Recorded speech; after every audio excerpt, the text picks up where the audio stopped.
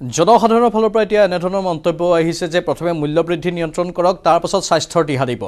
সমান্তৰালভাৱে অত্যাৱশ্যকীয় সামগ্ৰীৰ মূল্য বৃদ্ধিৰ কথা যেটো আমি কৈ আছো মাধমাৰ খুধাইছে এতিয়া অত্যাৱশ্যকীয় সামগ্ৰীৰ মূল্য বৃদ্ধিয়ে সাধাৰণ জনতাক বজাৰত শাক-পাচলিৰ জুই চাই দাম বজাৰত 1 কেজি জিকাৰ মূল্য 60 পৰা 80 টকা প্ৰতি কেজি তিতাকেৰেলাৰ মূল্য 120 টকাৰ পৰা 150 টকা প্ৰতি কেজি ভেন্দিৰ মূল্য 100 পৰা 120 টকা এটা জাতিলাওৰ দাম 50 টকা ঠিক তেনেদৰে প্ৰতি লিটাৰ মিঠাতেলৰ দাম 30 পৰা 40 টকাকৈ বৃদ্ধি পাইছে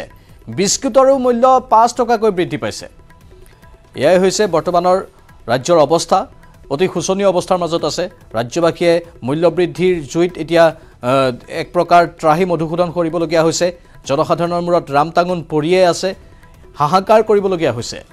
অত্যাৱশ্যকীয় সামগ্ৰীৰ মূল্য বৃদ্ধিয়ে সাধাৰণ জনতাক মাধমাৰ খুদাইছে কিন্তু সেই সময়তে বিধায়কে উদ্ভট মন্তব্য প্ৰকাশ কৰিবলৈ চেষ্টা কৰিছে আৰু বিভিন্ন দিহা পৰামৰ্শ দিছে জনসাধাৰণক মূল্য বৃদ্ধি নিয়ন্ত্ৰণ কৰাৰ খলনি কেৱল দিহা পৰামৰ্শতেই ক্ষান্ত হৈ আছে শাসকীয় পক্ষৰ বিধায়কসকল যাৰ ফলতে জনসাধাৰণৰ অসন্তুষ্টি এতিয়া বৃদ্ধি পাইছে যি সময়ত জনসাধাৰণে অলপ সকাহ বিচাৰিছিল চৰকাৰৰ পৰা বা ৰাজ্য চৰকাৰৰ বিধায়ক বা মন্ত্ৰীসকলৰ পৰা সেই সময়ত সকাহ দিয়াৰ খলনি উপদেশে দিছে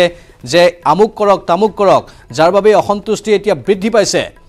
ইতিমধ্যে আমি কৈছো বজাৰত যদি আপুনি ওলাই যায় তেনেহলে প্ৰতি কেজি জিকাৰ মূল্য 60 পৰা 80 টকা ভৰিব লাগিব প্ৰতি কেজি তিতাকেৰেলাৰ মূল্য 120 টকাৰ পৰা 150 টকা ভৰিব লাগিব বজাৰ ভেদে অৱশ্যে দামৰ কিছু পাৰ্থক্য থাকিব পাৰে কিন্তু প্ৰতিটো সামগ্ৰীতে মূল্য বৃদ্ধি হৈছে অভাৱনীয় হাৰত বিভিন্ন প্ৰান্তৰ পৰা পুনপটীয়া সম্প্ৰচাৰৰ সময় হৈছে প্ৰথমে আমি শিৱসাগৰলৈ যাব বিচাৰিছো যত উপস্থিত আছে আমাৰ সতীৰ্থ সাংবাদিক প্ৰদীপ গগৈ প্ৰদীপ জনসাধাৰণে আৰু কি ক'ব বিচাৰে এই ক্ষেত্ৰত হয় বাৰুকৈ জ্বলা কলা খাইছে ৰাইজে প্ৰতিবিধ সামগ্ৰীৰ দামেই বাঢ়িছে ঘৰ নিৰ্মাণ কৰা সামগ্ৰীৰ পৰা খাদ্য সামগ্ৰীলৈকে সকলোৱে সামগ্ৰীৰ দাম বাঢ়িছে বিশেষ আনকি মিঠাতেলৰ দামো হঠাৎ 30-40 টকা পৰ্যন্ত বৃদ্ধি হৈছে যাৰ বাবে বাৰুকৈ জ্বলা কলা খাইছে সৰ্বসাধাৰণ ৰাইজে তিতাকেৰেলাৰ দাম আজিৰ দিনত শিৱসাগৰত 140 টকা 150 টকা পৰ্যন্ত হৈছে কিন্তু ইয়াৰ পিছতো দাম নিয়ন্ত্ৰণৰ বাবে মূল্য বৃদ্ধি ৰোধ কৰিবৰ বাবে কোনো পদক্ষেপ গ্ৰহণ কৰা নাই যাৰ বাবে ক্ষোভিত হৈ পৰিছে জনসাধাৰণ কিন্তু অতি আশ্চৰ্যকৰ বিষয় ইয়াৰ বিৰুদ্ধে কিন্তু যি প্ৰতিক্ৰিয়া প্ৰকাশ কৰিছে সৰ্বসাধাৰণ জনতাই কিন্তু নীৰৱ দৰ্শক হৈ আছে যোগান বিভাগ আৰু জনপ্ৰতিনিধি বিশেষকৈ শাসকীয় দলৰ জনপ্ৰতিনিধিসকলে যি বিধায়কসকলে যি ধৰণৰ তুলুঙা মন্তব্য কৰিছে তাক লৈ ক্ষুব্ধ হৈ পৰিছে আৰু বিভিন্নজনে প্ৰতিক্ৰিয়া প্ৰকাশ কৰিছে মই ইয়াত বহু সংখ্যক লোক আছে যথেষ্ট দাম বাঢ়িছে সামগ্ৰীৰ কি ক'ব হয় যথেষ্ট দাম বাঢ়িছে বিজেপি নেতৃত্বাধীন চৰকাৰখনৰ দিনত এটা চিলিণ্ডাৰ 400 টকাৰ চিলিণ্ডাৰ আজি 1000তকৈ অধিক টকা গাঁৱলৈ লৈ গ'লে 1000তকৈ অধিক টকা হয় আজি মিঠাতেলৰ মূল্য অত্যাধিক হৈছে প্ৰত্যেকটো বস্তুৱে এনেকুৱা ধৰণৰ জুই চাই দাম যাৰ ফলত সাধাৰণ শ্ৰমজীৱী খাটি খোৱা শ্ৰমজীৱী মানুহে তেওঁলোকে নিজৰ পৰিয়াল পোহপাল দিব নোৱাৰাৰ এটা অৱস্থাৰ সৃষ্টি হৈছে আমি চৰকাৰক দাবী উত্থাপন কৰিছোঁ যে তেওঁলোকে 1200 টকা অৰুণোদয় আঁচনি ধন দিব পাৰে কিন্তু এটা চিলিণ্ডাৰ কিনোতে এমাহৰ কাৰণে এটা চিলিণ্ডাৰ কিনোতে তাতকৈ অধিক টকা সাধাৰণ জনতাৰ ক্ষতি হয় আমি অনতি বিলম্বে অসম চৰকাৰ আৰু কেন্দ্ৰীয় চৰকাৰক সাধাৰণ খাটি খোৱা মানুহবিলাকক জীয়াই থাকিবৰ কাৰণে সকলো বস্তুৰ মূল্য কমাবৰ কাৰণে আমি দাবী উত্থাপন কৰিছোঁ হয় এগৰাকী বিধায়ক অতুল বৰা বিজেপি বিধায়ক তেওঁতো তুলুঙা মন্তব্য কৰিছে দাম বাঢ়িছে কিন্তু বস্তু কমাই খাবলৈ কৈছে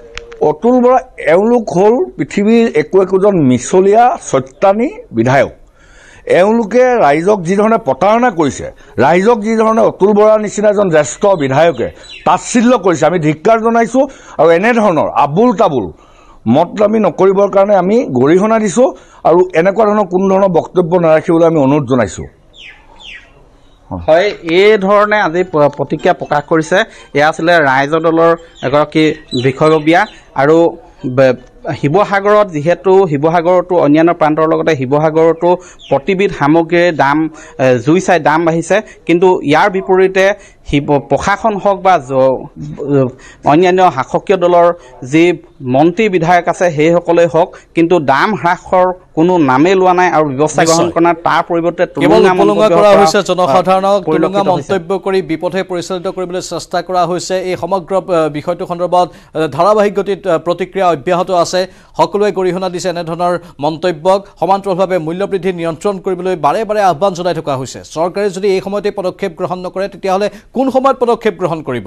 এফালে তেলৰ দাম হ্ৰাস কৰাৰ ক্ষেত্ৰত প্ৰধানমন্ত্ৰীয়েও বিশেষভাৱে পৰামৰ্শ আগবঢ়াইছে কিন্তু সেই পৰামৰ্শ যেন আখৰে আখৰে পালন কৰিব বিচৰা নাই চৰকাৰসমূহে ৰাজ্য চৰকাৰসমূহে অসম চৰকাৰেও এই ক্ষেত্ৰত বিশেষ পদক্ষেপ এতিয়ালৈকে গ্ৰহণ কৰা নাই ভেট হ্ৰাস কৰিবলৈ যি পদক্ষেপ ল'ব লাগিছিল তেলৰ মূল্যৰ ক্ষেত্ৰত সেয়া এতিয়ালৈকে গ্ৰহণ কৰা হোৱা নাই খাদ্য সামগ্ৰীৰ দাম নিয়ন্ত্ৰণৰ বাবে যিখিনি পদক্ষেপ ল'ব লাগিছিল সেইখিনি একোৱেই ল'ব পৰা নাই যোগান বিভাগে নিজৰ দায়িত্ব নাই বুলিয়েই কৈ থাকে আন বিভাগসমূহতো আছে যিসমূহ বিভাগে ভালদৰে কামসমূহ নকৰে যাৰ ফলতে জনসাধাৰণৰ অসন্তুষ্টি এতিয়া বৃদ্ধি পাইছে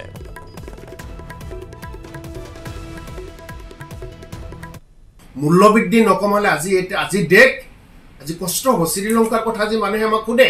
যিবিলাক মানুহে এনেকুৱা গাঁৱৰ বহুত মানুহ আছে শ্ৰীলংকাৰ বিষয়ে কোনে জানেখিনি নাম কিন্তু শ্ৰীলংকাত অৰ্থনৈতিক বিপৰ্যয়ৰ পিছত তাৰ মানুহৰ কি অৱস্থা হৈছে সেই কথাবিলাক আজি অসমৰ মানুহে চিন্তা কৰিব লগা হৈছে যে আমিও শ্ৰীলংকাৰ নিচিনা হ'ম নেকি সেইকাৰণে চৰকাৰক মই নিন্দা নকৰোঁ চৰকাৰক আপোনালোকৰ জৰিয়তে হাত জোৰ কৰি অনুৰোধ জনাইছোঁ মূল্যবৃদ্ধি কমাই সাধাৰণ মানুহক জীয়াই থকাৰ কাৰণে আপোনালোকে বচাই ৰাখক সাধাৰণ মানুহে কষ্ট পাই আছে কষ্ট কৰিবলৈ নিদিব ৰজাই কেতিয়াও প্ৰজাক কষ্ট দিয়াটো নিবিচাৰে কোনো ৰজাও গতিকে অসম চৰকাৰক আমি অনুৰোধ জনাইছোঁ আপোনালোকৰ অসমৰ ৰাইজ কিন্তু বৰ্তমান মূল্যবৃদ্ধিৰ কাৰণে কষ্ট পাই আছে এই মূল্যবৃদ্ধি আপোনালোকে কেনেকৈ ৰোধ কৰিব লাগে কৰক কাৰণ এয়া আপোনালোকৰ নিৰ্বাচনী প্ৰতিশ্ৰুতি আছে ভাৰতৰ ৰাইজে অসমৰ ৰাইজে বিজেপিক দিল্লী আৰু দিছপুৰ দিয়াৰ অন্যতম কাৰণ হৈছে মূল্যবৃদ্ধি ৰোধ কৰাৰ কথা কৈছে মূল্যবৃদ্ধি নিয়ন্ত্ৰণ কৰিব নোৱাৰে নিবনুৱা সমস্যা সমাধান কৰিব নোৱাৰে দৰিদ্ৰতা নিৰ্মূলৰ কাৰণে কোনো আঁচনি নাই এয়া হ'ল বিৰোধীৰ প্ৰতিক্ৰিয়া মূল্যবৃদ্ধিক লৈ বিৰোধীৰ এই মন্তব্য ইফালে শাসকীয় পক্ষৰ তৰফৰ পৰা কি কোৱা হৈছে শুনাব বিচাৰিছোঁ প্ৰত্যেকেই চিন্তিত আৰু মূল্যবৃদ্ধি এনেকুৱা নহয় যে মূল্যবৃদ্ধিয়ে সকলোকে চুই যায় গতিকে মূল্যবৃদ্ধি সম্পৰ্কে বহুত বেছি আমি বিশ্লেষণাত্মক কথা আমি ক'ব নোখোজোঁ কথা হ'ল যে আমাৰ চৰকাৰখন ৰাজ্য হওক কেন্দ্ৰ চৰকাৰ হওক মূল্যবৃদ্ধি ৰোধ কৰিবৰ কাৰণে যিমানখিনি কৰিবলগীয়া আছে কৰিব পৰা ব্যৱস্থা আছে তাৰ কাম চলি আছে আৰু তাৰ ফল হয়তো আপোনালোকে দেখিবলৈ পাব আৰু আমি প্ৰত্যেকজন মানুহে মূল্যবৃদ্ধিক লৈ চিন্তিত গতিকে মূল্যবৃদ্ধিটো হৈ থকাটো বিভিন্নজনে বিৰোধী কৈ থকা কথা নহয় আমিও কওঁ যে হয় মূল্যবৃদ্ধি হৈছে কিন্তু তাক কেনেকৈ ৰোধ কৰিব পাৰে তাৰ কাৰণে ৰাজ্য চৰকাৰ আৰু কেন্দ্ৰ চৰকাৰে সকলো সময়তে কাম কৰি আছে আৰু তাৰ ফল হয়তো আপোনালোকে সোনকালে দেখিবলৈ পাব